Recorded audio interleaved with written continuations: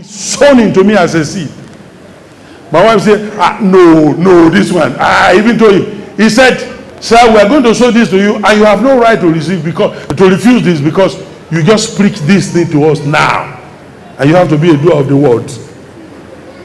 So they loaded our car with it and gave us the money. As soon as we were driving and we were discussing about the pastor, only to discover that the pastor himself did not have any food at home. And the pastor didn't have enough clothes, didn't have clothes to wear. So I didn't know all these details, but we got somewhere. I told my wife, I said, the Lord is asking me to sow a seed of some money to that pastor. He said, okay, let me call so and so to give the money, and you give me the money, I will refund. So we did that. We got to AYA. The Lord said to me, do you know so and so dress that is given to you? This cloth was given to me by one governor's wife, I think 3 years ago. And then that thing there were two of them. It was well sewn. From the day it was sewn, well designed, with cap, with everything, with agbada, complete. I have never tested it. It's just beautifully packed in there. I've not worn it once. And the Lord said, and I wanted to wear it to that church that morning. The Lord said, don't touch it. He said, if I didn't let you touch it in 3 years, you know it's not yours. Don't touch it. So I left the cloth. As we were coming, the Lord said, that cloth belongs to that pastor.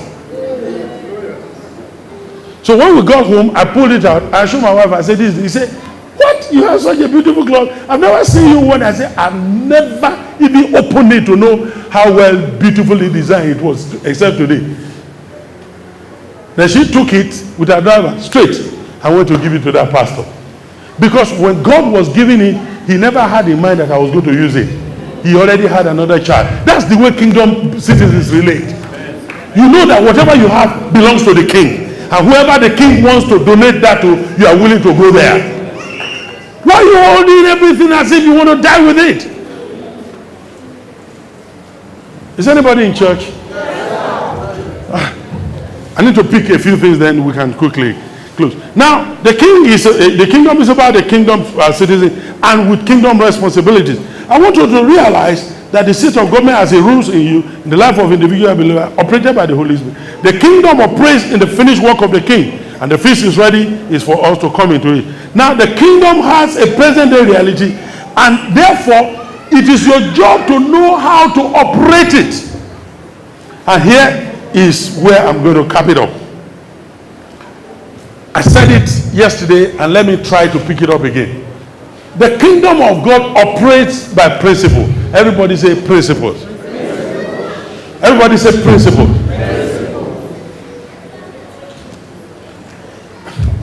Let me give you an illustration. A centurion came to him. He said, please, will you heal my servant? He said, don't worry, I will come and heal him. He said, no, sir, you don't need to. Because I'm a man, what? Under authority. I say to this, go, he goes. I say to this, come, and they do.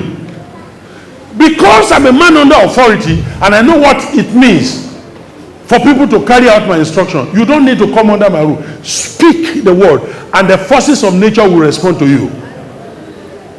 Is anybody in church?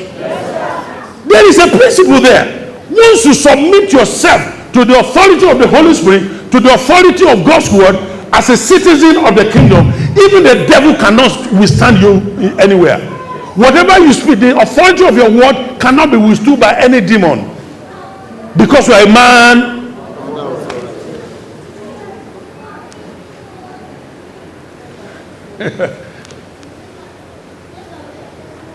Let's go to somewhere in Romans chapter 8.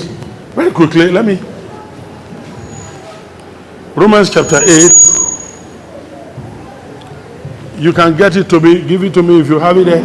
On Romans 8, I want to read from verse maybe 16 or something.